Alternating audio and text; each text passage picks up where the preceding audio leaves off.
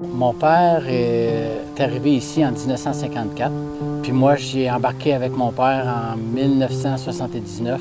On a fait une conversion à l'agriculture biologique en 1989, puis depuis ce temps-là, depuis 1993, qu'on est certifié biologique. Je suis né en 87. J'ai été élevé littéralement là, dans l'agriculture biologique. Bonjour, je m'appelle Gabriel Sanson. Je suis de la ferme Sanson et Fils en production maraîchère bio à Farnham, en Montérégie. On a 60 hectares en rotation. On a 14 hectares en patates. On en a 8 à 10 en courge. Après ça, on en a 3 en melon puis 3 en oignon. En fait, c'est ça, c'est qu'on fait une rotation avec des engrais verts aussi pour être capable de justement ramener un peu de vie dans tout le système. Nous autres, on fait beaucoup de plasticulture. En fait, tout ce qui n'est pas des patates, là, on fait ça sur plastique. Ça fait 5 ans déjà qu'on peut dire qu'on maîtrise là, carrément là, la gestion de la mauvaise herbe, du moins. On a terminé la récolte de courge jeudi passé. Les melons sont déjà terminés. Les oignons, en fait, c'est mon dernier semis d'oignons qu'on est en train de récolter en ce moment. Puis les patates, ben là, on va se lancer dans la récolte de patates là, cette semaine. En fait, on y va à planche. Là. On a 5 employés saisonniers permanents, si on veut. Là. Ils vont faire de début avril jusqu'à fin novembre.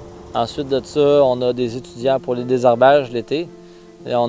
Cette année, j'ai engagé une quinzaine d'étudiants pour être capable de faire le travail. Puis, il a fallu compléter avec AgriJob. C'est un service de l'UPA qui est très, très utile pour les agriculteurs. Tu sais qu'on appelle, on dit demain ou après-demain, j'aurai besoin de 20 personnes, 25 personnes. Puis, tu fais une belle journée de 8 heures. Fait que là, tu es capable de travailler, mettons, 8 heures fois 25 personnes. Ça fait quand même pas mal d'heures. Fait que c'est capable de passer à travers un champ assez rapidement.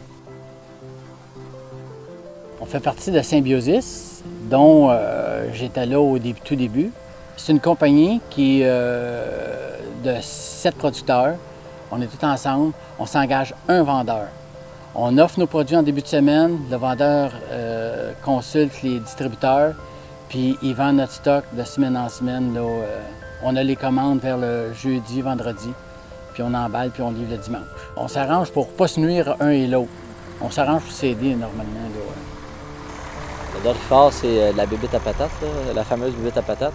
Le Doryphore va venir littéralement dévorer le feuillage du plant.